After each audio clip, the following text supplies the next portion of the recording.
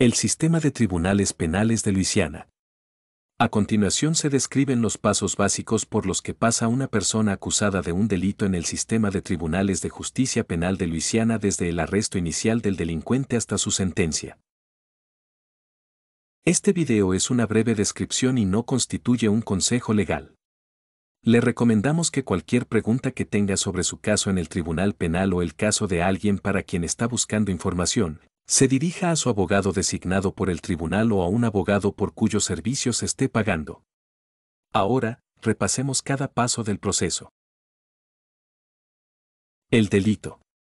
Para que alguien ingrese por primera vez al sistema de tribunales penales de Luisiana, primero debe ser acusado de un delito. No es necesario que el individuo haya cometido un delito. La agencia policial que lo arresta simplemente debe tener una sospecha razonable de que la persona arrestada era el delincuente. El arresto. Un arresto es el acto de aprehender y poner bajo custodia a una persona, es decir, capturarla y detenerla en una cárcel de la ciudad o del condado hasta que se pueda recopilar más información sobre el delito y se puedan tomar decisiones sobre los próximos pasos en el proceso legal. El arresto también puede deberse a la emisión de una orden judicial. Reserva. El arrestado es llevado a una comisaría y fichado. El reserva incluye que le tomen una fotografía y sus huellas dactilares, además de que le hagan muchas preguntas sobre lo que sucedió que condujo al arresto, su historial personal y su estado de ánimo. Se inicia inmediatamente una investigación sobre sus antecedentes penales, pruebas o testigos. La mayoría de los abogados con licencia le recomendarán en este momento que permanezca en silencio y no proporcione ninguna información porque puede contar con que todo lo que diga será utilizado en su contra. Cuando se le permita hacer su única llamada, es mejor llamar a un familiar confiable o a un abogado porque sabrán dónde y cómo comunicarse con usted y podrán comunicarse en su nombre.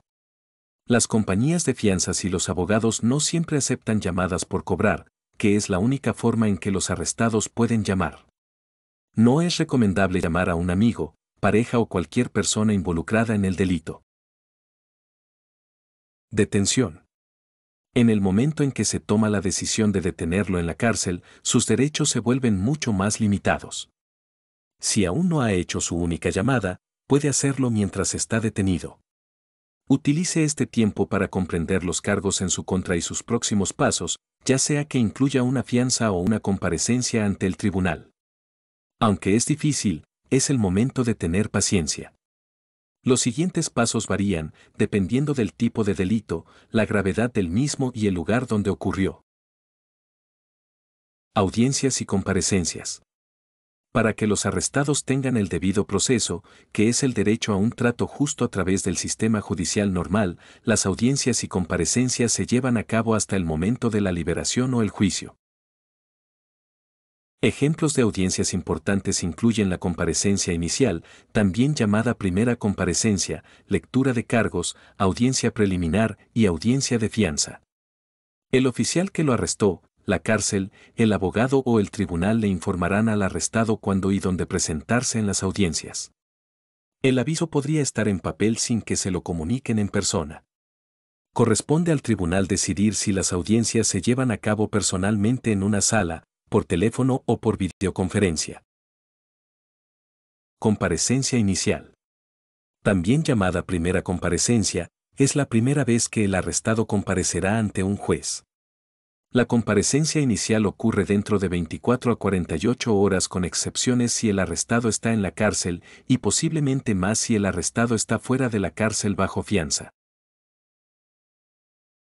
En la comparecencia inicial, el juez revisa la información del informe policial como el nombre, la dirección y el presunto delito cometido del detenido. A continuación, el juez informa al detenido de las acusaciones en su contra. El juez puede liberar al detenido si las pruebas en su contra son débiles, pero si existen pruebas suficientes, se establece la fianza. Si previamente se había establecido una fianza, el juez puede reconsiderar el establecimiento de una nueva fianza. El juez también informa al detenido sobre el derecho a guardar silencio y el derecho a tener un abogado. La comparecencia inicial no es el momento en que el acusado se declara culpable, sea culpable o no, y si se le hacen preguntas, las respuestas deben ser sí o no. Existe una excepción a no declarar culpabilidad en la comparecencia inicial porque a veces la comparecencia inicial puede ser la única comparecencia para delitos menores menos graves.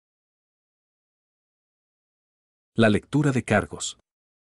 La lectura de cargos puede ser una comparecencia inicial si es la primera vez que un acusado ve a un juez en su caso. Por lo general, también es la primera vez para los acusados que no fueron arrestados pero recibieron una citación o requerimiento. Si el acusado no tiene un abogado, el tribunal puede asignarle uno. Si aún no se ha establecido la fianza, se aborda en la audiencia del Tribunal de Lectura de Cargos, y si se solicita, el juez puede revisar la fianza y cambiarla o mantenerla igual.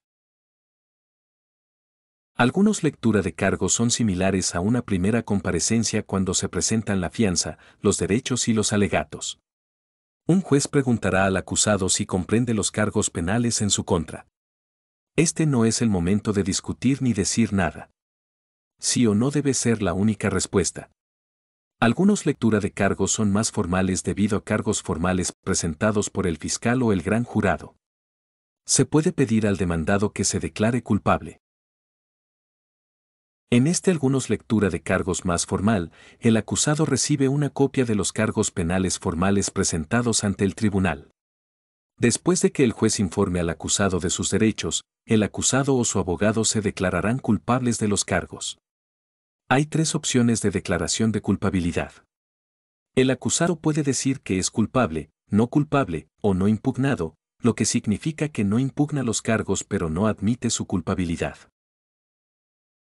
Audiencia preliminar. La audiencia preliminar solo se lleva a cabo si el acusado dijo que no era culpable durante la lectura de cargos o la audiencia judicial inicial y, por lo general, dentro de los 30 días.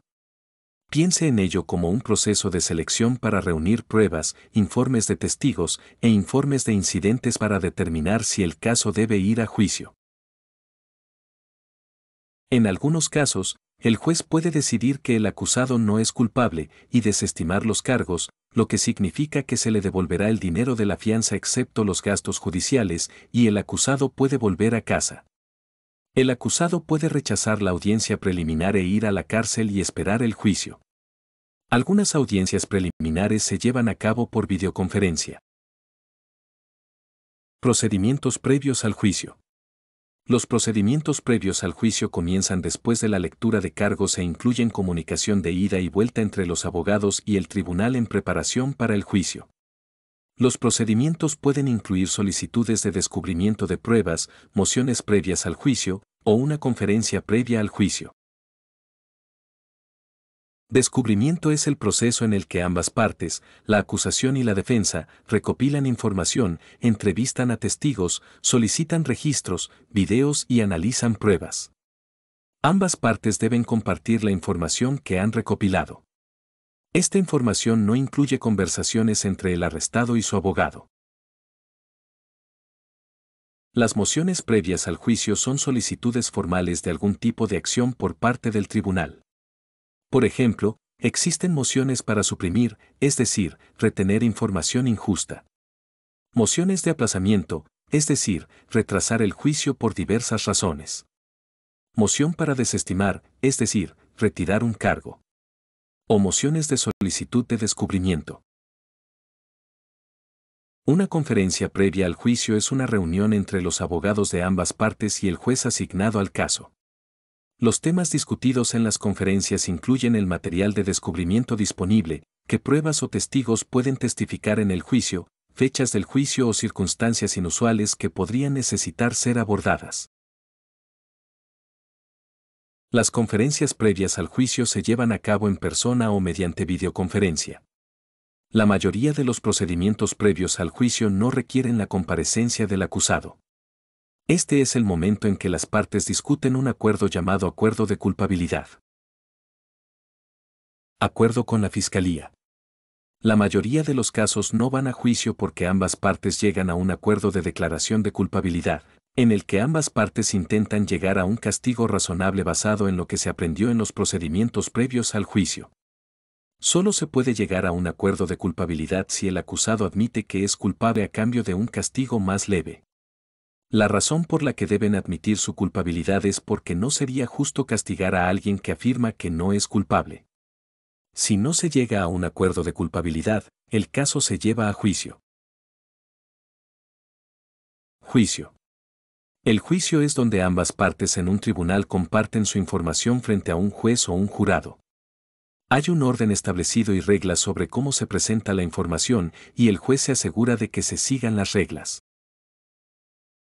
En un juicio penal, el fiscal presenta pruebas y testimonios de testigos para intentar demostrar más allá de toda duda razonable que el acusado cometió el delito. El abogado del acusado presenta pruebas y testigos para demostrar que el acusado no cometió el delito. Después de escuchar todas las pruebas, el juez o el jurado decide el veredicto si la persona es culpable o inocente. Si se selecciona un jurado, se denomina juicio conjurado. Si un tribunal tiene solo un juez que escucha a ambas partes, se llama juicio de bancas. Si el acusado es declarado inocente, es absuelto porque no había pruebas suficientes en su contra y pronto sale de la cárcel o bajo fianza. Si se les declara culpables, el siguiente paso es la sentencia. Sentencia. La sentencia es el castigo que el juez decide que debe recibir la persona. Los jueces utilizan pautas de sentencia escritas por Luisiana para sugerir un castigo justo por el delito. Las sentencias pueden incluir una combinación de pena de cárcel o prisión, libertad condicional, multas, restitución, daños y otras condiciones. También se puede exigir libertad condicional después de cumplir la pena de cárcel o prisión o en lugar del encarcelamiento. Permite que el acusado regrese a la comunidad bajo reglas o condiciones específicas, tales como restricción de quién o dónde puede visitar el acusado, posible monitoreo con pulsera en el tobillo, reportarse a un centro de tratamiento o a un oficial de libertad condicional. Si una sentencia se considera severa, el abogado del acusado puede solicitar una apelación. Es importante que haga preguntas a su abogado y comprenda los pasos a lo largo del proceso judicial.